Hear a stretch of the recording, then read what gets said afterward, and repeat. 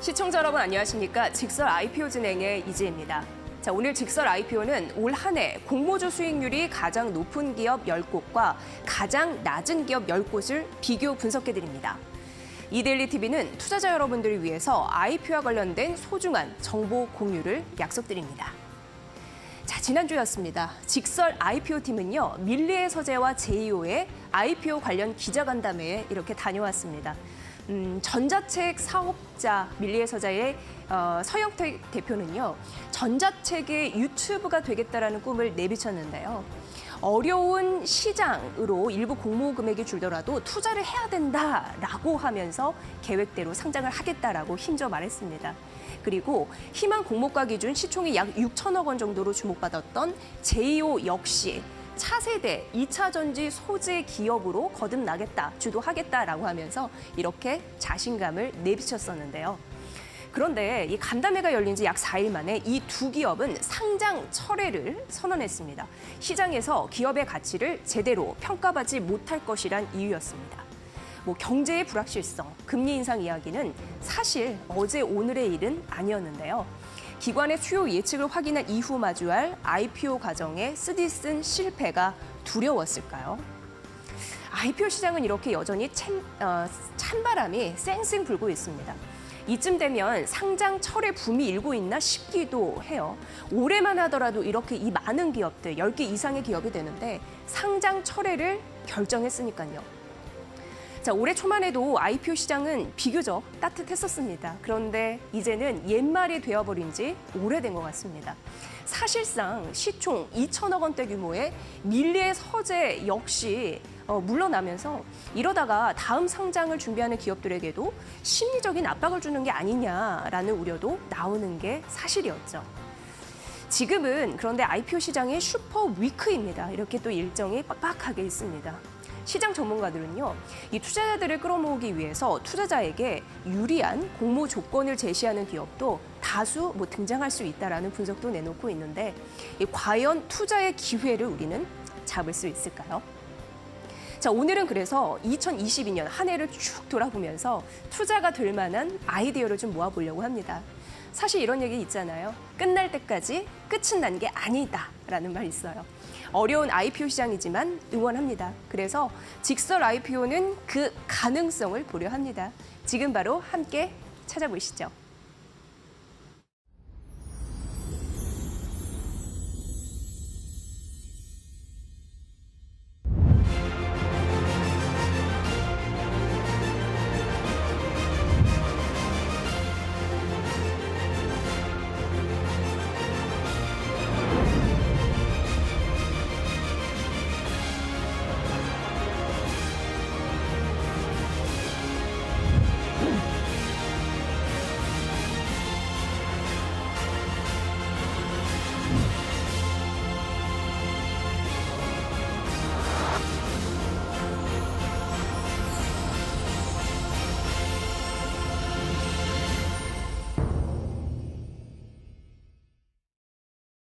네, 직설 IPO 생방송으로 함께하고 있습니다. 오늘도 소중한 의견을 주실 두 분의 전문가를 모셨습니다. 일단 소개부터 좀 해드리도록 하겠습니다.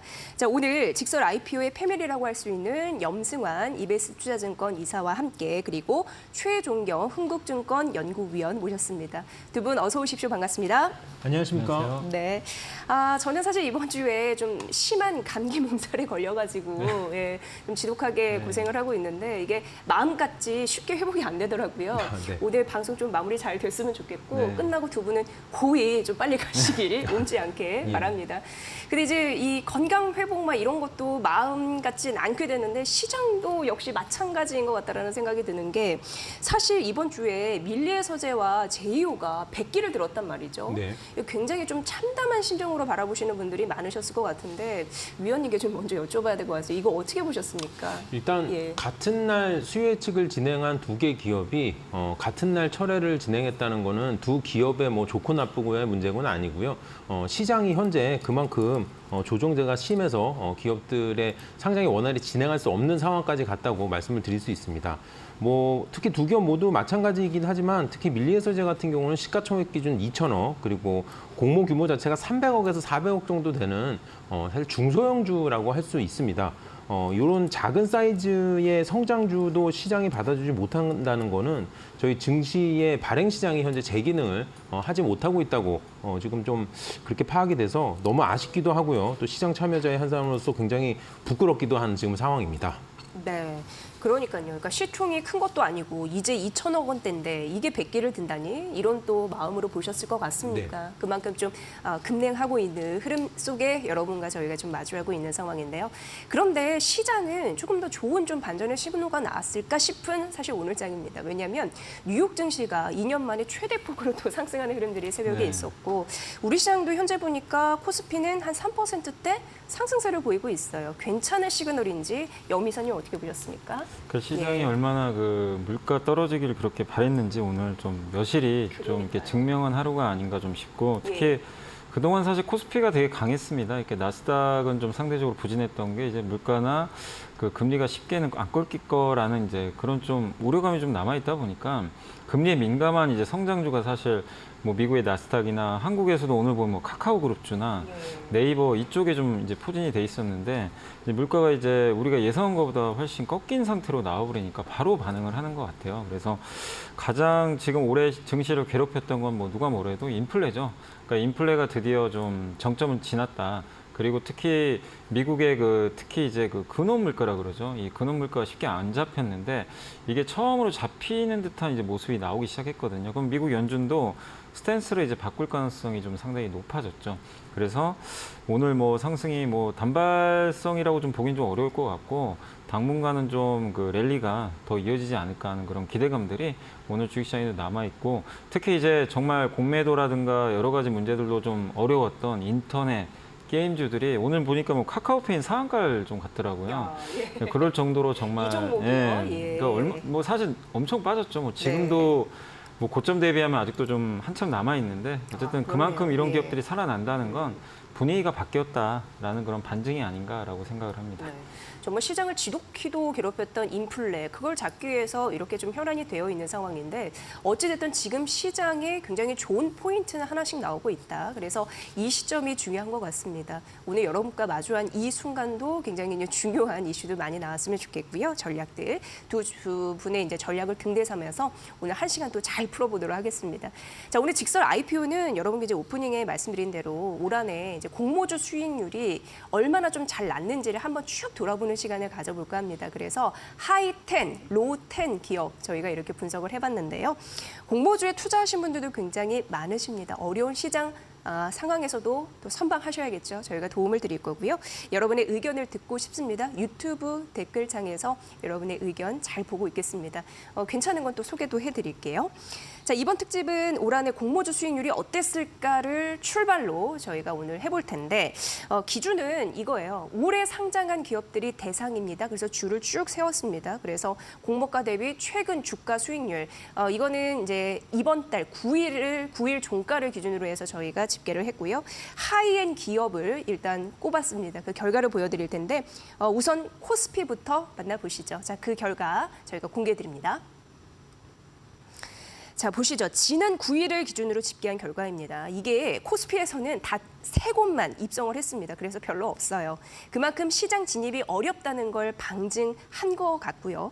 갖가진 기록을 경신했던 뭐 LG 에너지 솔루션이 공모가 대비 최근 주가가 거의 100% 가까운 수익률을 기록을 했습니다. 그리고 밑에 이제 파란색 보이죠? 수산 인더스트리와 속하는 40% 내외의 손실을 기록을 했습니다. 자, 이게 답니다. 3개. 예. 자, 이렇게 코스피 시장 올해 결과를 분석해드렸습니다. 하나만 잘 나왔고 2개는 좀 미끄러진 흐름들. 최 의원님, 네. 올해 IPO 시장에서 그런 얘기 참 많이 나옵니다. 코스피 시장에서 IPO 씨가 말랐다 이런 얘기가 좀 나왔는데 어떻게 보셨습니까, 결과치? 네. 뭐 말씀하신 부분이 맞고요. 정확히 예. 조금 설명을 해드리면은 2021년 작년이죠. 14개 기업이 코스피에 상장을 했습니다. 언급하신 것처럼 지금까지 3개, 연말까지 다 해봐야 4개 정도의 기업이 상장을 할 거니까 14개에서 4개로 급락한 것이 맞습니다. 두 번째는 작년이 2021년이 우리 증시의 최고점을 기록했던 역대급 시장이었습니다. 그러니까 고점이 워낙 높았던 거 아니냐 생각을 해도 그래도 급락을 한 건 맞는데요. 전전 고점이라고 할 수 있는 2015년에 코스피 상장 기업 수가 16개에 달했고요. 그 이듬해에 연착륙하면서 13개로 연착륙을 하게 됩니다. 따라서 작년에 시장이 넘쳤으면 올해까지 영향을 미치는데 올해는 특히 코스피 시장은 뭐 급락한 상황인 건 맞습니다. 그 내용을 좀 살펴보면은 상장을 철회한 기업들, 현대 엔지니어링이나 SK 쉴더스, 원스토어, 테린페이퍼 등이 모두 코스피 멤버들이 상반기에 상장을 철회했고요. 공모를 철회한 현대오일뱅크나 심사 미승인 난 교보생명까지 전부 다 지금 올해 벌어지고 있는 일입니다. 그리고 현재 심사를 다 통과해 놓고도 증권신고서를 내지 않고 상장 시점을 재고 있는 기업들이 컬리나 콜프존 카운티 K뱅크 등이 또 현재 대기를 하고 있는데 이 컬리, 콜프존 카운티 K뱅크 같은 경우는 내년에 진행할 것으로 현재 예상되고 있는 상황입니다. 네, 이게 올 한해 코스피에서 어떤 기업들이 상장을 했는지 그리고 가다가 빽했는지 멈췄는지 그런 저희가 지형도를 보여드렸습니다. 근데 사실상 올해 같은 경우에 이제 얼마 남지 않았는데요. 바이오 노트 정도만 연내 우리가 코스피에 상장하겠다라는 그러니까 기업 측에 매번 전화를 해보면 그런 얘기는 하거든요. 연내 우리는 상장하겠다 그런 의지는 갖고 있는데 어떻게 보세요? 일단 11월 수요 예측이 12월로 한번 지금 연기돼 있는 상황입니다. 지금 기업들이 자꾸 철회하거나 연기하고 있는 거는 현상이 맞는데요. 그래도 시장 한파라고 계속 미룰 수만은 없습니다. 일단 심사 승인 받아놓은 유효 기간도 좀 정해져 있는 거고요. 그리고 또 내년에 한다고 이게 꼭 내년이 좋을 거라는 그런 보장도 없는 상황입니다. 그래서 바이오노트 같은 경우는 올해 12월에 수요 예측을 하고 아마 연내 코스피로서는 마지막 물량이 될 것 같고요. 그다음에 아까도 언급했던 마켓컬리를 비롯한 현재 심사 승인을 받아놓은 기업들도 뭐 각자 사정들은 다르지만 뭐 내년 초에 전부 순차적으로 진행될 것이라고 예상은 하고 있습니다. 또 하나는 제가 덧붙여서 좀 투자자분들한테 설명을 드리고 싶은 부분이 공식적인 그 청구서 접수를 하지는 않았지만 올해 CJ 올리브영이나 SSG닷컴 같은 기업들이 올해 상장 진행을 시장에선 예상을 했었는데요. 아무래도 어려운 시장 상황 때문에 그룹사에서 이미 올해는 상장을 진행하지 않겠다고 공식 발표를 해놓은 상황이기 때문에 이런 CJ 올리브영과 SSG닷컴에 대해서는 또 내년 상장 예정 기업으로 좀 체크를 해두시면은 또 내년에 또 활용하실 수 있을 거라고 생각하고 있습니다. 네, 저희가 이제 코스피 단 3곳의 그 공모 현황에 대해서 수익률에 대해서 보여드렸는데 LG 에너지 솔루션만 수익을 낸 흐름들이 나타나고 있는 그런 부분이죠. 그러니까 3개 중에 베스트는 단연 LG 엔솔입니다. 상장 이후에 굉장히 그 흐름을 좀 자주 보셨던 염 이사님께 여쭤볼게요. 네. 네, 어떤 또 굴곡진 또 역사가 있었을지 지금은 괜찮아졌는지 좀 펴졌는지 좀 분석 좀 부탁드립니다. 이게 좀 처음에 되게 드라마틱했죠. 그러니까 네. 시초가가 되게 높았어요. 한 예. 50, 그러니까 공모가가 30만 원인데 시초가 59만 1천 원에 출발을 해가지고 저점이 다시 35만 2천 원까지 흘러내려 버렸죠. 그리고 나서 이제 7월 달에 6개월 보호예수 물량이죠. 이제 기관 투자들이 이제 공모 물량을 받고 이제 보호예수를 걸어놓는데 그게 이제 마지막에 6개월 보호예수를 이제 걸어놓은 게 마지막으로 풀리는데 그 7월 달에 그게 풀리고 나서 이 수급 부담이 좀 해소되다 보니까 그때부터 추세 상승이 시작됐고 근데 사실은 좀 결정타를 날린 건 8월 16일 날 통과된 그 IRA 법안입니다. 여기에 사실 IRA 법안에서 최대 수혜 기업이 LG엔솔이라는 건 뭐 누구도 부인을 못 하실 거예요. 인플레 감축 네, 인플레 법안이죠? 감축 법안이죠. 예. 예. 그래서 거기서 이제 중국 CATL을 어떻게 보면 이제 미국 시장에서 대체할 수 있는 유일한 업체다라는 이제 분석들이 나오면서 주가가 계속 올라갔고 오늘도 올라가서요. 지금 이게 70조에 상장을 했거든요, 시총. 근데 지금 시가총액이 145조 원까지 좀 급등해서 거의 2배 이상 올라갔다라고 좀 보시면 좋을 것 같습니다. 네, LG 엔솔 같은 경우에는 최근 증권사의 목표 주가 상향 흐름이 지속적으로 나왔는데 여기에서 조금 더 하이를 외칠 수 있는 겁니까? 어떻게 보세요? 근데 이사님? 너무나 예. 다들 좋게 볼 땐 좀 오히려 조금 뒤를 몸을 좀 돌아봐야 낮춰야 돼요. 되는. 예, 그럼요. 이게 우리가 네, 한두 네. 번 경험해 본 게 아니잖아요, 네. 사실. 그래서 좋죠. 뭐 물론 모멘텀도 좋고 내년에도 좋을 것 같긴 한데 다만 지금 CATL과 LG엔솔 시총차가 정말 많이 좁혀졌습니다. 지금 CATL이 182조까지 요즘에 많이 떨어져가지고 182조고 LG엔솔이 140조거든요. 그래서 LG엔솔이 그만큼 좀 이제 가격 부담이 생긴 상황이고, 뭐 물론 이제 여러 가지 미국 전기차 시장 성장, 또 일본 업체들까지도 지금 LG엔솔에 러브콜을 보내고 있거든요. 그래서 뭐 밸류에이션 올라가는 건 당연한 건데, 그렇다 하더라도 지금 시총 부담이 워낙 크기 때문에 지금 구간에서 더 뭐 높게 보는 것보다는 일단 좀 제한된, 그래서 여기서 뭐 급락보다도요 그냥 옆으로 좀 횡보하는 흐름을 좀 예상을 하고 있습니다. 네, 그러니까 밸류에이션이 부담이 되니까 추가 상승에 대한 여력은 좀 제한이 될 수 있다라는 정도로 생각해 보시면 될 것 같고요. 사실 저희가 IPO 얘기다 보니까 예전 또 그 부분을 좀 들여다볼 수밖에 없는데, 사실 LG 엔솔 공모 청약만 할 때에도 IPO 들어가면 무조건 돈 번다라는 인식이 있었던 게 사실입니다. 그래서 너나 할 거 없이 돈 끌어모아서 영끌해서 한번 IPO 공모주 해보겠다고 막 이런 뭐 열기가 있었는데, 지금 와서 보면은 당시에는 그 시장이 괜찮아서 그런 거였는지, 아니면 LG 엔솔 같은 경우에는 2차 전지 섹터의 힘 때문에 더 쭉 갈 수 있었는지 그게 궁금해지는데, 최 의원님 어떻습니까? 네, 일단 예. 두 가지 요인이 전 복합적으로 작용을 했다고 보고 있습니다.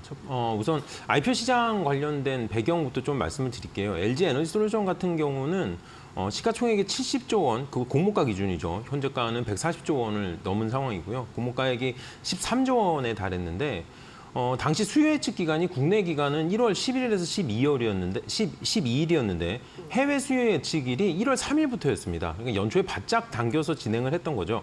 실질적으로 2021년 물량으로 보는 부분이 맞습니다. 또 하나는 올해 연초에 정확히는 1월부터 2월 첫 번째, 두 번째 주까지는 시장 자체가 조정 장세가 본격적으로 펼쳐지기 전이었습니다. 사실 IPO 시장에서 코스피 같은 경우는 LG엔솔 이후에 8월에 상장한 기업들이기 때문에 비교가 어려운데, 1월하고 2월 중순까지 상장했던 코스닥 기업들의 명단을 봐도 오토엔, K옥션, 이지트로닉스, 스코넥, 아셈스 등이 있는데, 이 5개 기업이 모두 공모가도 양호했고요. 공모 후 첫날 수익률부터 양호한 주가를 보였습니다. 아마 이따가 언급이 될 것 같은데요. 저희 코스닥 그 하이 10에도 아마 이 5개 중에 2개 기업이 들어가 있는 걸로 제가 알고 있을 정도로 2월 중순까지는 시장이 조정을 받지 않다가 2월 중순부터 IPO 시장도 본격적으로 함께 조정을 받았다고 시장에 대한 요인을 말씀드리도록 하겠습니다. 두 번째는 2차 전지 섹터에 대해서 조금 말씀을 좀 드릴게요. 올해 가장 주목받았던 업종이기는 한데, 안타깝게도 IPO 시장의 관점에서 놓고 볼 때는 모두 다 오르는 것은 아닙니다. LG에너지솔루션은 굉장히 주가가 좋았지만 올해 상장했던 WCP라든지 작년에 상장했던 SKI 테크놀로지하고 비교를 해보면은 사실 그렇게까지 썩 주가가 좋은 건 아니었습니다. 오히려 LG에너지솔루션 같은 경우는 삼성 SDI하고 같이 주가를 좀 비교해 본다면은 좀 비슷한 흐름을 또 보였다고 좀 말씀을 드릴 수가 있습니다. 따라서 LG에너지솔루션과 삼성 SDI가 10월 초까지 조정을 받고 지난 1개월 지금까지도 강한 반등세를 보이고 있는 것이 또 투자자분들께서 함께 좀 참고를 해주시면 좋을 것 같습니다. 네, 사실 이게 그런 것 같습니다. 시장의 조정을 받았느냐 안 받았느냐, 그렇습니다. LG 엔솔 같은 경우에는 연초에 했었기 때문에 좀 피하는 흐름들이 있었고, 그 이후에는 뭐 와장창 함께 무너진 흐름들이 있었다. 이게 좀 힘이가 엇갈리는 요소가 아닌가 이런 생각을 했고요. 그리고 지금 LG 엔솔은 어쨌든 반등하고 있는 그런 국면인데, 이걸 좀 봐야 될 것 같아요. 근데 고금리 시대이다 보니까 2차 전지 업체에게는 어쨌든 선택과 그리고 뭐라고 해야 돼요? 집중이 좀 필요한 시기가 아닌가 이런 생각도 드는데요. 왜냐하면 성장하려면 2차 전지 섹터 같은 경우에는 투자비도 급증해야 되는 그런 현실 때문에 그런데, 지금 이 시장에서는 어떻게 봐야 될지 저희가 지금 IPO 시장과 그리고 또 시장을 왔다 갔다 하고 있습니다. 네, 좀 전략 좀 전해주시죠. 그러니까 2차 전지 회사들이 지금 이제 이 막 성장을 할 때는, 그러니까 또 저금리 시대에는 많은 이제 업체들이 탄생을 해서 같이 뛰어드는데, 이 고물가 고금리 시대로 이제 가게 되면서 지금 보면 이제 영국의 브리티시 볼트라든가 이런 기업들 굉장히 좀 어렵다고 하거든요. 그러니까 이제 재편되는 거죠. 그러니까 이제 선도 업체 위주로 좀 압축될 가능성이 굉장히 높아졌고, 특히 2차 전지는 대규모 장치 산업이기 때문에 돈이 없으면 할 수가 없습니다. 그렇기 때문에 우리나라 기업들이 상대적으로 좀 유리한 그런 환경이고, 특히 미국은 정말 엄청난 이제 배터리 투자가 좀 들어가게 되는데 거기서 막대한 돈들이 좀 들어가요. 근데 그걸 감당할 수 있는 업체들은 그렇게 많은 것 같지는 않습니다. 그리고 또 한 가지 좋은 포인트는, 이게 미국 투자를 또 할 때 배터리 생산량에 따라서 미국 정부가 또 보조금을 주거든요. 예. 이런 부분들도 투자비를 좀 약간 경감시키는 좀 요인인데, 어쨌든 초기에 들어가는 그 자본 조달 능력, 이거에 따라서 기업 가치가 좀 앞으로 많이 달라질 수 있기 때문에 어쨌든 대형 배터리 회사들 또 거기에 납품하는 회사들 위주로 좀 재편되는 그런 흐름으로 가지 않을까. 그래서 우리 한국의 2차 전지 업종에 대해서는 여전히 좀 좋은 환경으로 가지 않을까라고 예상을 하고 있습니다. 네, 환경은 좋게 갈 거다. 옥석 가리기는 필요하다라고 이제 말씀을 해주셨고요. 우리 기업에 이제 유리한 그런 고점을 차지할 만한 그런 기업을 봐야 되는데 앞서서 LG 엔소 같은 경우에는 약간 좀 많이 올라와 있다 이런 부분으로 아무래도 탑픽은 아닌 것 같은 생각이 네. 들고요. 그렇다면 2차 전지 탑픽은 무엇일지 궁금한데요.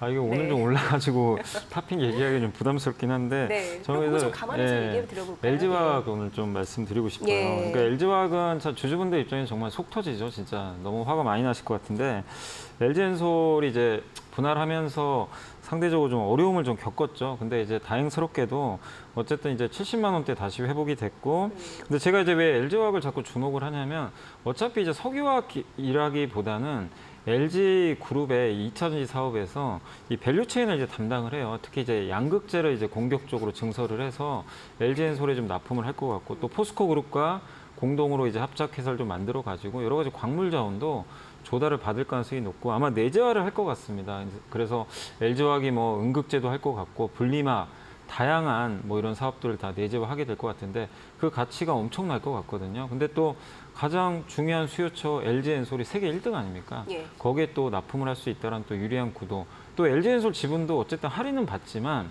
지분은 무려 80%나 갖고 있거든요. 근데 그런 거에 비하면 지금 주가는 현저하게 아직도 제가 봤을 때는 좀 저평가된 게 아닌가 이렇게 좀 보고 있습니다. 그래서 이 LG엔솔이 사실은 뭐 가장 지금 좋은 퍼포먼스를 내고 있지만 상대적으로 좀 LG화학은 저평가돼 있기 때문에 이쪽으로 한번 눈을 돌려보시는 것도 좋지 않을까 싶습니다. 네, 저평가라는 게 굉장히 투자할 때 중요하잖아요. 그런 의미에서 LG화학 탑픽으로 좀 말씀해 주셨습니다. 오늘 좀 오른 거 좀 감안해서 보셔야 될 것 같고요. 그럼에도 의미 있는 부분을 짚어주셨으니까 참고해 보시고요.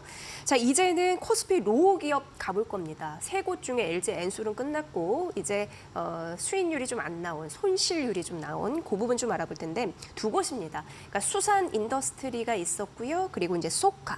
근데 상대적으로 많은 분들이 상대적으로 이제 소카를 조금 더 집중을 했었어요. 이게 아무래도 모빌리티 플랫폼 1위 기업이기 때문에 그렇지 않았을까 싶었는데 어쨌든 상징적인 의미가 있지 않았습니까, 당시? 네, 예. 카쉐어링이라고 하죠. 저희가 이제 공유 경제를 대표하는 기업이기도 하고요. 자체 집계 기준 시장 점유율이 80%에 달합니다. 2위의 시장 점유율이 19%니까 소카의 그 시장 점유율 경쟁력을 뭐 이 숫자만으로도 알 수가 있죠. 국내 최대의 카쉐어링 업체인 건 뭐 분명하고요. 그다음에 또 이 카쉐어링 시장 자체가 코로나 시장임에도 불구하고 굉장히 높은 수준의 성장세를 계속 유지하고 있었습니다. 그에 따라서 회사도 수익성이 지금 쌓아가고 있는 상황이기 때문에 현재 주가 흐름은 조금 더 아쉬운 상황이긴 합니다. 당시에 공모를 진행하려고 했던 금액의 공모 시총이 9,660억 정도 되고요. 1조 원을 하회하는 걸로 확정이 됐어요. 이것도 이제 하단을 받게 된 거죠. 그래서 상장을 진행을 해서 당시에 기관 수혜 측 경쟁률은 약 56대 1이 나왔으니까 사실 굉장히 저조했던 겁니다. 이게 이제 사실 절대적으로 뭐 몇 대 1이 좋다, 몇 대 1이 좋다 말씀드리기 좀 어려운 부분이 있는데 저는 체감적으로 한 100대 1 정도는 이제 저기 기준을 보고 있는데 그보다는 좀 낮았다고 좀 보고 있고요. 상장 후 수익률 역시 첫날 마이너스 6.1%, 한 달이 지나서 마이너스 36%, 현재는 마이너스 40%로 주가가 좀 안 좋은 상황에 있는 상황입니다. 뒤에서 수산 인더스트리도 같이 말씀을 드릴 거긴 한데 제가 이런 또 그 주가 약세에 대해서는 네. 올해 시장이 워낙 조정 장세가 이어지면서 한마디로 큰 게 좀 어려운 시장이었습니다. 뭐 9천억의 소카라든지 5천억의 수산 인더스트리라든지 이런 그 규모의 문제가 이런 좀 수익률을 발목을 잡았다고 그렇게 분석을 하고 있습니다. 네. 그러니까 규모도 사실 수익률에 브레이크를 잡았다. 이거 굉장히 중요한 또 요소이거든요. 분석 결과거든요. 그 부분 좀 참고해 보시고요. 소카는 정말 그때 뭐 1조다 뭐 이런 얘기가 좀 많았었는데 지금 오늘 근데 한 8% 정도 반등을 해서 시가총액 보니까 6천억 원 정도 찍고 있는 상황이더라고요. 근데 염 이사님 사실 그동안의 시장의 평가는 좀 냉랭했던 게 사실인데 지금 이제 주가 이 수준에서는 보수적으로 봐야 될까요? 아니면 좀 긍정적으로 가도 될까요? 이 정도 좀 떨어졌으면 어떻게 저희가 보십니까? 이제 이거 원고 쓸 때는 실적 발표 전이어가지고 한번 3분기는 한번 더 확인해 보자 해서 사실은 좀 보수적인데 네. 약간 좀 중립적으로는 좀 올려야 될 것 같아요. 그래요? 약간은 좀 올라가네요. 왜냐하면 그 2분기 흑자 전환은 긍정적이었는데 이게 연속성이 사실 좀 있어야 되는데 제가 확인해 보니까 3분기 실적이 굉장히 잘 나왔더라고요. 그래서 아마 이게 올해 아마 흑자 전환 가능성이 이제 높아진 것 같아서 이 플랫폼 기업들 특히 신규 성장한 새롭게 성장하는 기업들의 제일 어려운 점이 이게 스토리는 좋은데 숫자가 안 나오는 기업들이 너무 많았죠. 그래서 고물가 고금리 시대에 피해를 많이 받았는데 다행히 쏘카는 이제 그걸 지금 보여주기 시작을 하고 있어요. 예. 그래서 그런 부분이 있어서 좀 기대감은 높아지는데 그렇다고 해서 뭐 저물가 저금리로 가기는 어렵기 때문에 고밸류를 보유하기에는 아직은 좀 현실적으로 어려움이 있습니다. 그래서 여기서 주가가 뭐 예전처럼 이제 뭐 다시 또 급락하고 이런 구도보다도 지금은 어느 정도 좀 이제 저점은 좀 나온 것 같고 4분기 또 내년까지 어떤 그림이 좀 계속 잘 나와준다면 주가는 단계적으로 좀 오르지 않을까. 그래서 아직은 뭐 너무 긍정적으로 볼 뭐 구간은 좀 아니라고 좀 보고 있지만 어쨌든 이제는 좀 너무 보수적으로까지 볼 필요는 없다. 그리고 지금 시장 환경도 좀 바뀌어 버렸잖아요. 네. 갑자기 이제 물가가 좀 급격하게 좀 떨어지면서 이 고밸류 플랫폼 기업들은 어쨌든 단기적으로 좀 숨통이 튀었어요. 네. 그래서 그걸 감안하면 단기적인 흐름은 좀 좋지 않을까라고 예상은 하고 있습니다. 네, 정말 한 단계, 그러니까 보수적에서 중립으로 약간 상향된 그런 흐름을 말씀 주셨고, IPO 시장에서도 플랫폼 기업은 사실 좀 안 된다라는 인식이 있었습니다. 쏘카도 그랬고, 그래서 밀리의 서재도 그러지 않을까라는 우려감도 있었고, 어쨌든 플랫폼 기업들 뭔가 좀 살아날 조짐, 실적으로 보여주면 조금 더 확실하게 이렇게 주가도 반응하는구나, 심리도 나중에 바뀔까 그런 생각을 염 이사님의 답변을 통해서 오늘 듣게 되네요. 자, 그렇다면은 이제 쏘카는 정리하고 그 쏘카보다 앞서 상장한 마지막 코스피 종목 수산 인더스트리, 이거는 이제 비슷하게 쏘카와 비슷하게 공모가 대비 손실을 기록을 하고 있는 상황인데요. 8월 1일 상장했잖아요. 그 이후 좀 내림세를 좀 지속하고 있는 상황인데 어떻게 보셨는지 위원님? 네, 일단 기관 수요 측 경쟁률은 130대 1 정도 나왔습니다. 뭐 흥행했다고 말하기는 조금 그렇지만 그렇다 아주 안 좋다고 말할 수 없는 무난한 수준이었다고 평가하고 있어요. 상장하고 나서 주가 흐름은 사실 쏘카가 크게 다르지 않습니다. 첫날 마이너스 7.1%, 한 달 새에 마이너스 10%, 현재 마이너스 29% 기록하고 있습니다. 수산인더스트리 같은 경우는 해외 원자력 발전소 정비나 노후 발전 플랜트 정비 프로젝트 등등 현 정부의 뭔가 이렇게 그 정책의 수혜까지 기대할 수 있는 그런 내용들은 투자 포인트로서 각광을 받았던 것도 사실이지만 상장 이후에 그에 따른 주가에 대한 반영은 현재 못 받고 있는 상황입니다. 네. 자, 그렇다면은 이제 국내외 유사 업체와 주가를 좀 비교해 봤을 때 어떤 수준일까 궁금하실 것 같습니다. 이 종목은 한전 KPS, 뭐 한전 기술, 일진 하이솔루스, 이게 이제 유사 기업이다라고 시장에서는 알고 있는데 이 흐름 대비해서 투자 전략은 어떻게 가져가야 되는지 이사님께 좀 여쭤볼게요. 네. 이 회사는 그 이제 수주를 따내고 이제 원자력 발전이 다 지어진 다음에 이제 정비하는 회사예요. 그러니까 약간 이제 가장 늦게 좀 실적이 좀 반영되는 그런 기업으로 좀 보시면 좀 좋을 것 같고, 근데 이제 원전 유사 기업들의 평균 PER이 뭐 46배나 되는데 이 기업은 이제 올해 예상 대비해서 물론 이제 예상이니까 좀 염두에 두셔야 되겠지만 PER은 8배 정도로 상대적으로 굉장히 좀 저평가돼 있다라고 좀 보시면 좀 좋을 것 같고, 또 우리 한국 정부의 지금 이제 탈원전에서 친원전으로 바뀌었잖아요. 그래서 원전 비중이 2018년에 23.4%에서 이제 2030년에 30%까지 좀 늘어나고, 앞으로 또 원전 10기 수출, 또 다음 주에 빈살만 왕세자가 또 오는데 또 원전이 또 얘기가 나올 수도 있어요. 그래서 모멘텀은 충분히 좀 있다고 좀 생각을 하고 있습니다. 그래서 저는 뭐 지금 다른 업종이, 그러니까 다른 그 경쟁사들에 비해서도 주가도 좀 싸기 때문에 뭐 중장기적으로 좀 관심은 좀 가져보되, 다만 이제 투자에 유의하실 거는 원자력 발전주들은 이렇게 원전 수주나 뭐 이런 이제 기대감에 의해서 주가 올랐다가 또 그게 무산되면 또 막 폭락하기도 하거든요. 네. 그래서 굉장히 변동성이 크다는 건 좀 염두를 해두시고 주가가 좀 이렇게 소외받을 때 그럴 때 좀 관심을 갖는 게 좀 필요할 것 같습니다. 네. 뭐 돈을 잘 버는 거는 돈을 줍는 거다, 뭐 이런 얘기도 책에 있잖아요. 네. 저렴해지는 거, 잘 줍는 거, 잘 모으는 거, 그것도 좀 지혜가 아닐까라는 생각을 하게 되는데요. 그런 부분을 좀 참고해 보시고요.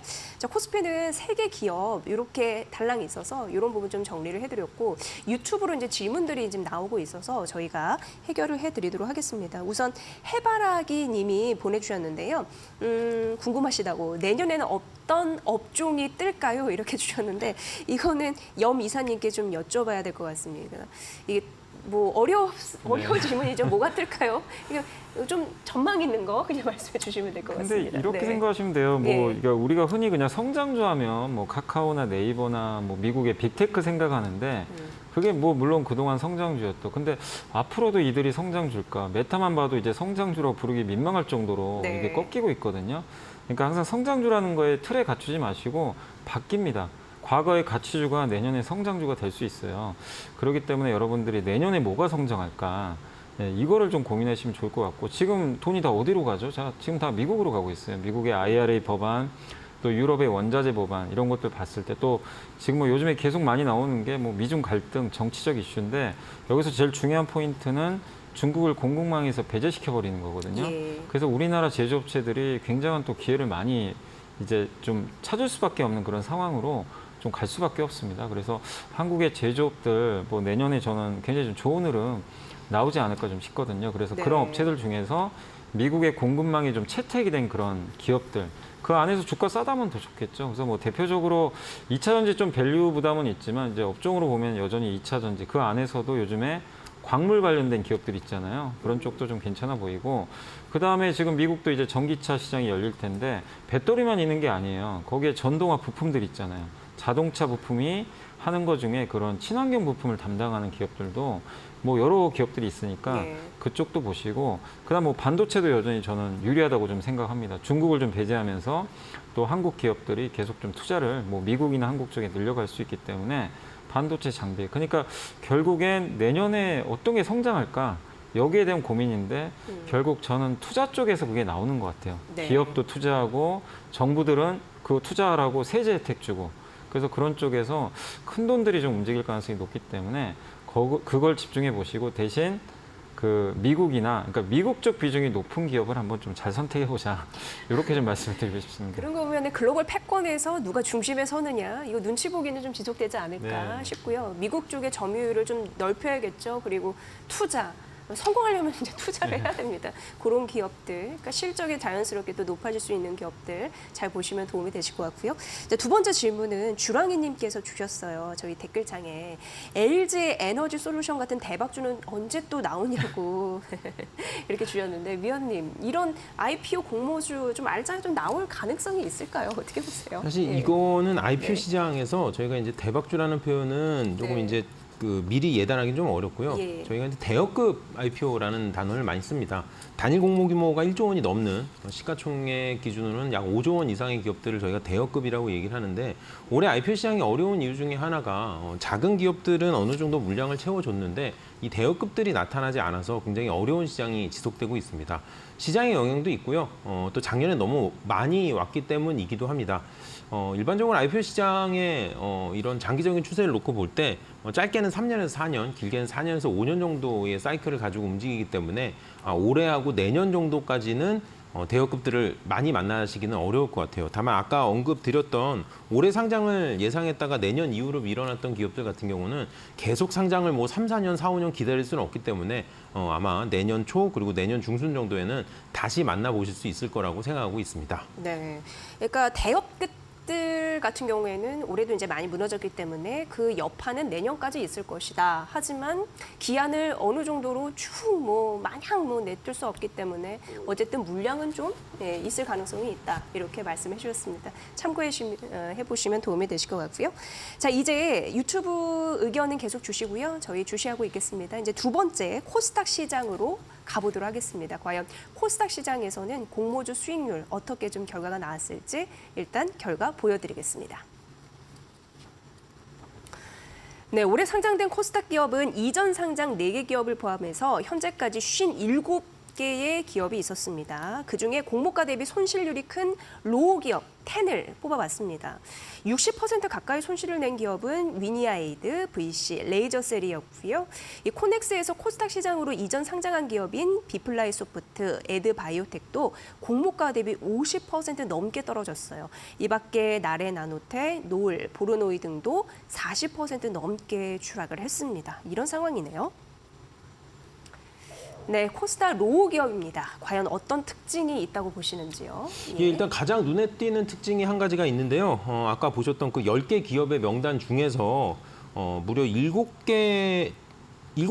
예. 레이저셀, 비플라이 소프트, 에드바이오텍, 노을, 보르노이, 나레나노텍, 이지트로닉스까지 10개 중에 7개 기업이 모두 특례 상장 기업입니다. 네. 코스닥 시장 같은 경우는 시장에 상장할 때 과거의 숫자를 잘 채워서 심사를 받고 올라오는 일반 상장이 있고요. 또 하나는 현재 실적을 시원하게 많이 내지는 못하지만 미래에 실적을 많이 낼 거기 때문에 그에 대한 평가를 받아서 상장을 하는 특례 상장이 있습니다. 유독 올해 같은 경우는 특례 상장 기업들의 주가가 안 좋았다고 말씀드릴 수가 있습니다. 그래서 제가 그런 질문을 실제로 많이 받아요. 그래서 아니 지금 실적을 당장 못 내고 있는 기업들이기 때문에 특례 상장의 상장 자체가 문제 있는 거 아니냐. 절대 그렇지는 않고요. 미래 성장성에 대한 인정을 받고 상장하는 특례 상장의 경우는 시장에서 반드시 필요한 제도라고 말씀을 드릴 수 있고요.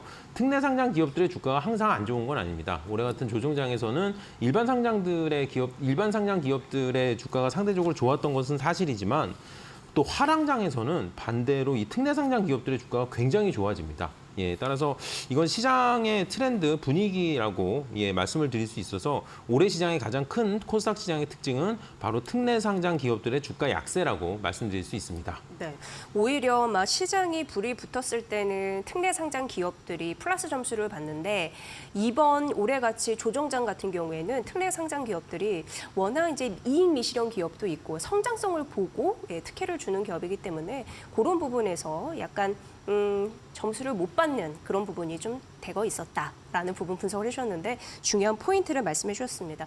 그리고 여러분 보셨는지 모르겠지만 저희가 그 로우 기업 10을 뽑아드렸는데 두 개가 색깔이 좀 달랐어요. 근데 비플라이 소프트와 에드바이오텍이었는데 이게 왜 그렇게 색깔이 달랐냐면 코스닥에 이전 상장한 기업이었거든요. 그렇다면 이전 상장한 기업이 지금까지 한 4개 정도인데 2개가 여기 포함이 됐습니다. 손실률이 컸다는 의미입니다. 이거 어떻게 봐야 될까요? 일단 이 코넥스 시장에 대한 그 이해를 좀 해주셔야 되는데 코넥스 시장에 있다가 코스닥 시장으로 넘어올 때 똑같이 일반적인 비상장 기업들처럼 공모를 해서 IPO를 하기 때문에 저희가 IPO 기업에 같이 포함을 시켜서 말씀을 드리고 있죠.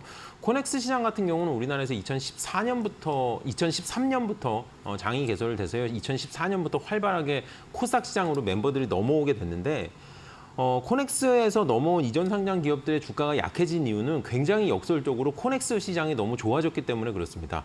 이게 왜 그러냐면은 코넥스 시장 자체의 거래량도 많이 늘어나고 시가총액에 대한 기업가치 인정도 잘 되다 보니까 이미 코넥스 시장에서 충분한 기업가치를 받고 그와 유사한 가격으로 공모가가 설정돼서 넘어오기 때문에 코스닥 시장에 넘어와서 더 주가가 상승할 이유가 없었던 거죠. 과거에는 코넥스 시장의 거래량이 워낙 작기 때문에 코스닥 시장으로 넘어오자마자 유통 물량에 대한 유동성 프리미엄만 받아도 주가 상승이 이어졌는데 이제는 그게 안 된다는 얘기죠. 투자자분들한테 그 말씀을 드릴게요. 코넥스에서 이전 상장하는 기업들은 이 코스닥 시장에 넘어와서 물량이 풀리고 나서 주가가 바닥을 찍고 반등하는 케이스가 많이 나오고 있습니다. 특히 작년 코넥스 이전 상장 물량들의 경우가 3개월에서 6개월 시간을 두고 반등하는 경우가 있었기 때문에 이 코넥스 이전 상장 물량에 대해서는 아까 보셨던 것처럼 따로 색깔을 칠해서 이렇게 좀 따로 관리를 하시면은 분명히 또 추가적인 투자 기회가 있을 거라고 생각하고 있습니다. 네, 그런 부분까지 알짜 팁 챙겨보시면 될 것 같고요. 어떻게 이 결과를 쭉 보면은 사실 이제 공모가 대비로도 절반 이상의 주가가 손실이 나 있는 경우를 우리는 만나볼 수가 있는 건데 지금 한편으로는 투자의 기회를 보는 분들이 있어요. 지금 많이 떨어진 종목을 한번 모아볼까라는 투자자분들이죠. 자, 그럼 로우10 기업 중에 저렴해진 주가를 중심으로 지금 한번 매수의 끈을 좀 당겨봐도 되는 기업 이거 좀 알아보겠습니다. 염이사님. 네, 일단 저도 이제 한번 찾아봤는데 네. 그 스톤브리지 벤처스는 좀 괜찮아 보이더라고요. 그러니까 이게 사실 이제 벤처 캐피탈이다 보니까 굉장히 좀 어려웠죠, 올해. 왜냐하면 지금 IPO 시장이 이렇게 냉각되니 벤처 캐피탈도 자금 회수하기가 좀 쉽지가 않잖아요. 네. 그래서 주가도 좀 덩달아서 좀 부진했는데 근데 이런 불황에도 불구하고 안정적으로 이익을 창출한다는 건 이 기업만의 좀 굉장한 좀 강점이 아닌가 이렇게 좀 보여지고 최근 5년 동안 수익 금액이 1위였고요. 이 벤처 캐피탈 중에서 누적 벤처 펀드 청산 수익 금액도 1위를 달릴 정도로 굉장히 좀 검증된 벤처 캐피탈이다. 이렇게 보시면 되겠고 여러분도 다 아시는 그런 기업에 막 투자를 했었어요. 크래프톤, 배달의 민족, 뭐 옐로 모바일, 뭐 펄어비스 이런 기업들에 예전에 좀 투자해서 성공을 했고 이제 그 회수를 했던 그런 사례들이 있습니다. 그래서 물론 뭐 지금 올해야 뭐 환경이 이렇게 안 좋지만 역설적으로 또 이제 고물가 고금리가 조금씩 완화되면 또 올해보다 내년 IPO 시장이 좀 낮겠죠. 그러면 또 한 번에 또 도약을 또 할 수 있기 때문에 이렇게 검증된 스톤브리지 벤처스 한번 좀 관심 가질 필요가 있을 것 같고 또 정부에서도 사실 이런 벤처펀드라든가 이런 쪽을 통해서 계속 투자를 좀 유도할 가능성이 높아요. 또 경기 침체를 좀 이게 살리기 위해서라도 그래서 내년도에 이런 부분들이 가미되면 또 주가는 레벨업 할 수 있지 않을까라고 예상은 하고 있습니다. 그리고 한 가지 더 이제 보면 그 이지트로닉스라고 있는데 네. 이 회사가 사실은 이제 전기차 관련 쪽인 한데 또 독특한 게 일반 승용차는 아니고 전기 버스랑 그 친환경 트럭 있죠. 예. 이 상용차에 관련된 그 전기차 부품을 제조합니다. 그래서 물론 이제 시장 규모가 크진 않지만 그래도 이쪽 안에서 굉장히 경쟁력을 갖고 있고 근데 친환경 버스나 트럭만 하는 게 아니라 5G 그 중계기에 들어가는 전력 변환 장치도 좀 납품을 하는데 이 5G 그 기지국도 앞으로 또 계속해서 설치가 이루어질 수 있기 때문에 5G 쪽에서도 이 부품 매출 수주가 계속 좀 증가하지 않을까 싶습니다. 그래서 굉장히 좀 독특한 기업이죠. 그렇지만 지금 주가도 좀 많이 빠져 있는 상태에서 이제 내년도에 또 한 번에 좀 모멘텀들을 좀 받을 수 있지 않을까 해서 한번 좀 이지트로닉스도 관심을 좀 가져보시면 좀 좋을 것 같습니다. 네. 스톤브리지 벤처스, 이지트로닉스 좀 낯설다 하시는 분들 계세요. 이게 당연합니다. 왜냐하면 올해 상장한 기업이기 때문에. 근데 손실률이 공모가 대비 좀 많이 났어요. 그래서 지금 좀 보면 괜찮을 수 있습니다라는 관점에서 봐주셨으니까 참고해 보시면 될 것 같습니다. 자, 어려운 IPO 시장, 그래도 승기를 잡은 그런 기업들은 또 확실히 있습니다. 코스닥 시장에서 57개 기업 중에요. 20개 기업이 공모가 대비 플러스 수익률이 낮거든요. 자, 코스닥 시장의 하이 10 기업 지금 만나보시죠. 네, 올해 상장된 코스닥 기업은 이전 상장 4개 기업을 포함해서 현재까지 57개 기업이었습니다. 그중 공모가 대비 수익률이 컸던 21개 기업 중 하위 기업 10입니다. 자, 단연 눈에 띄는 기업은 세비캠인데요. 이 공모가 대비 여러분 230% 수익률 기록했습니다. 같은 2차 전지 섹터 기업인 성일하이텍은 5위, 그리고 의외로 이 공구음원이 2위. 180% 수익률이고요. 자, 로봇주 유일 로보틱스도 선방한 상황이네요. 네, 이렇게 좀 잘 나온 기업들 빨리 만나봐야죠. 올해 어렵다 해도 잘 된 기업들은 또 한편으로는 잘 됐습니다. 이런 걸 보고 중소형주에는 기회는 있었네, 이런 생각은 듭니다, 위원님. 네, 물론입니다. 올해 코스닥 시장에서 수익률이 좋았던 10개 기업들 살펴보시면요. 일단 첫 번째는 물론 세비캠과 성일하이텍을 첫 번째로 꼽을 수가 있습니다. 두 번째는 유일로보틱스와 SBB테크, 이 로봇주들을 꼽을 수가 있고요. 세 번째는 이 공구음원의 선전을 또 꼽을 수가 있습니다. 추가적으로 여기서 특징을 말씀드리고 싶은 거는 아까 제가 그 로우 10개 기업에서 말씀드렸지만 로우 10개 기업은 10개 중에 7개 기업이 특례 상장이었고요. 지금 하이 10개 기업은 10개 중에 2개 기업이 특례 상장이고 8개 기업이 일반 상장이었습니다. 예, 그래서 그것도 특징적인 부분으로 체크를 해주시면 좋을 것 같습니다. 네, 베스트 1위의 왕강은 세비캠이었습니다. 아마 뭐 기사로도 확인하셨고 이거 뭐 IPO 하신 분들은 지금 좀 짭짤한 수익도 내시고 있지 않을까라는 생각이 드는데요. 자, IPO 과정과 상장 이후까지는 어떻게 보셨습니까, 위원님? 일단 네. 단순히 2차 전지라기보다는 네. 세비캠과 성일하이텍 같은 경우는 2차 전지, 폐배터리, 재활용, 리사이클 기업이라는 그 컨셉이 시장에서 굉장히 높은 평가를 받았다고 말씀을 드릴 수 있습니다. 또 하나는 아쉽게도 수익률 11번째를 기록해서 오늘 아까 그 명단에는 안 나왔는데요. 11번째를 차지한 기업이 역시 탑 머티리얼로 2차 전지 관련된 기업이 올라왔다는 거는 역시 2차 전지 관련된 시장 그 관심이 나쁘지 않다고 저는 말씀드리고 있습니다. 네. 그러니까 2차 전지는 지속적으로 될 만한 산업이에요. 이런 말씀 드리거든요. 근데 이 기업과 이제 유사 업체, 성일 하이텍, 코스모 신소재 있고요. 그리고 뭐 코엔텍, 와이엔텍이 있습니다. 과연 이 기업과 비교해서는 어떤 수준일까요, 이사님? 일단 굉장히 좀 고평가는 맞아요. 고평가 맞아요. 네, 예. 맞습니다. PER 예. 제가 보니까 한 60배 정도 되더라고요. 그래서 굉장히 좀 높은 편인데, 근데 뭐 그렇게 고평가를 좀 받을 수밖에 없는 게 뭐 이 인플레 감축 법안이 통과되면서 가장 중요한 게 그 양극재라든가 이런 소재, 광물 이런 것들을 중국산을 어떻게 대체할 거냐 이게 제일 중요한데 가장 좋은 거는 사실 이제 폐배터리에서 이거 추출하면 되거든요. 예. 그래서 그런 이제 기술들을 좀 갖고 있다 보니까 좋고 특히 세비캠 같은 경우는 또 LG그룹하고 굉장히 좀 이제 거래 관계가 좀 많습니다. LG화학으로부터 불량 양극재를 매입을 해가지고 금속을 회수한 다음에 그거를 이제 다시 납품하는 그런 상황이고 그다음에 한국 전구체라고 LG와 고려한 합작법인이 있거든요. 여기랑 이제 24년부터 10년 장기 계약을 좀 체결하기로 좀 합의를 한 것 같더라고요. 그래서 LG그룹의 이 배터리 산업이 성장한다면 세비캠도 좀 갈 수 있기 때문에 뭐 굉장히 좀 성장 여력은 충분하다. 다만 이제 주가가 싸지는 않다는 건 좀 투자하실 때 꼭 유의를 하셨으면 좋겠습니다. 네.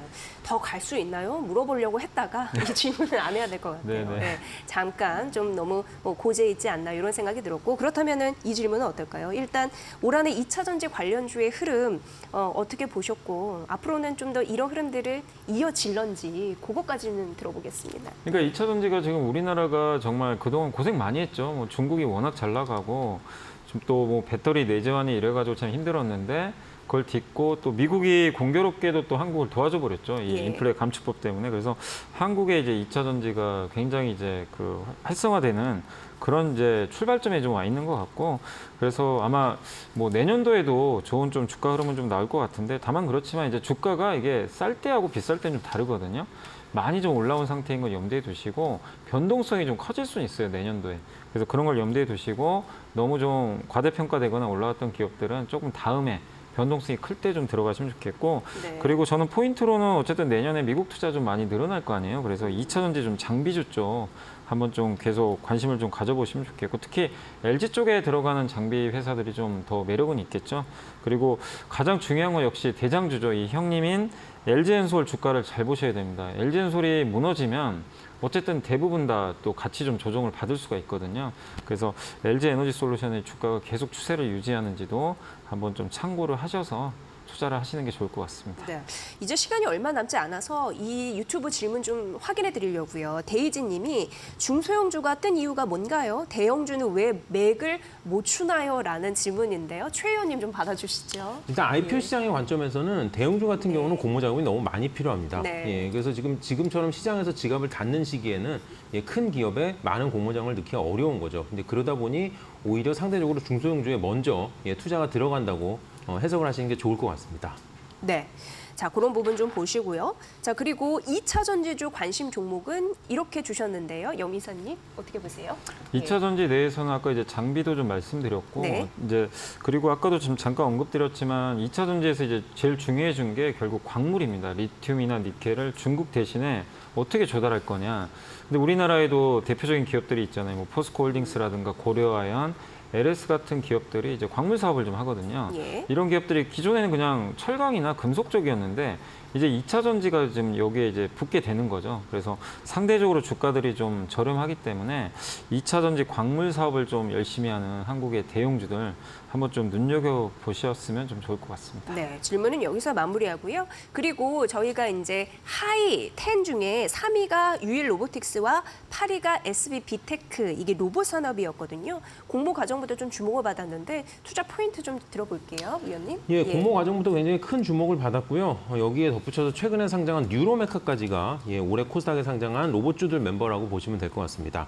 유일로보틱스 기관 경쟁률은 1756대 1, SB비테크 1658대 1, 뉴로메카 1652대 1로 해서 모두 다 1000대 1을 넘는 흥행을 지금 기록해 있는 상황입니다.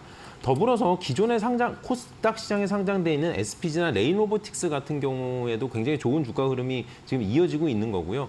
내년이나 후년까지도 이 공장 자동화라고 하죠. FA까지 이 산업이 연결이 되면서 전 지속해서 관심이 집중될 것이라고 예상하고 있는 상황입니다. 네, 이게 실적 성장이 지속되는 걸 확인하는 것도 굉장히 중요하다라는 의견도 참 많았는데요. 염 이사님, 이런 부분은 이제 투자 포인트가 어디에 있을까요?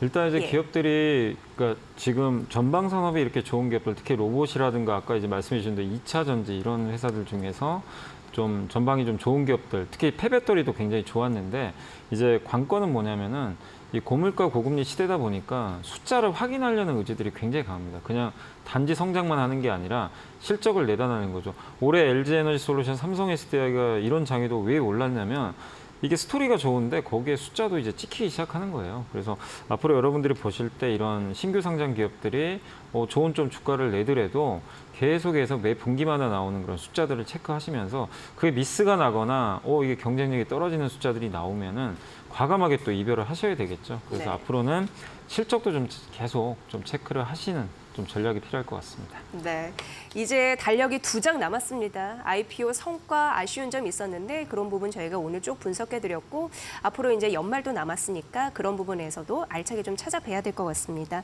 자, 오늘 직설 IPO 등대 전략 잘 들었습니다. 자, 오늘 최종경 흥국증권연구위원과 그리고 염승한 이베스투자증권 이사와 함께했습니다. 두 분 감사합니다. 잘 들었습니다.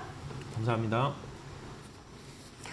네, 이제 몸값 2조 원 정도 예측하는 바이오노트가 코스피 시장 상장을 좀 앞두고 있는 상황입니다. 직설 IPO는 시장 참여자들을 대상으로 해서 바이오노트에 대한 설문조사를 실시를 할 거고요. 그 결과를 들고 12월 7일 수요일 오후 1시 여러분을 생방송으로 찾아뵙도록 하겠습니다. IPO 기업에 대한 모든 것 직설 IPO에서 함께 만나보시면 좋을 것 같습니다. 저희가 든든하게 챙겨보겠습니다. 자, 오늘은 여기서 인사드리겠습니다. IPO는 직설 IPO 시청해주신 여러분 고맙습니다.